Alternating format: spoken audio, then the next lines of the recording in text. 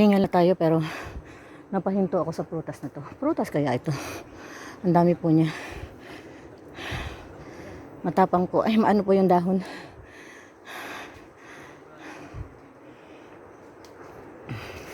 At ito din po pala yung ano, kapag siya ay naging ano na, red na. Wow, ang ganda-ganda po ng kulay. Ano ka po kayang tawag sa ano na to? Prutas ba to? O halaman ba to? Or gulay ba to? Para siyang ano, pwede siyang ano, pang Christmas. Ay, ang ganda-ganda po mga kalinga po. Tingnan niyo po. Pag yellow yung simula niya, magiging orange. Orange siya, tapos magiging red. So, parang aratilis. Hindi ko po talaga siya ma-figure out. Pero, ang higit na nakaka-amaze dito ay talagang ang dami mong makikita kapag ikaw ay nasa bundok. Or, yung sinasabi nating nature, no? Yung bigay ni Lord, yan. So, ano nga po kaya ito mga kalingap, mga kababayan at mga kabady loves ko? Hulaan po natin. Mahaba yung dahon niya. Yan po si Mr. Ron Vlogs, oh.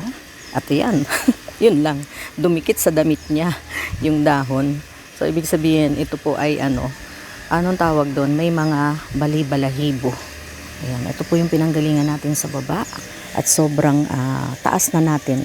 Halos nasa kalagitnaan na tayo ng bundok at ako lang po ay na-amaze at napahinto sa prutas, gulay o anuman ang maitatawag natin dito. So hulaan na lang po natin mga kalingap, kayo na po ang humusga. Ayan.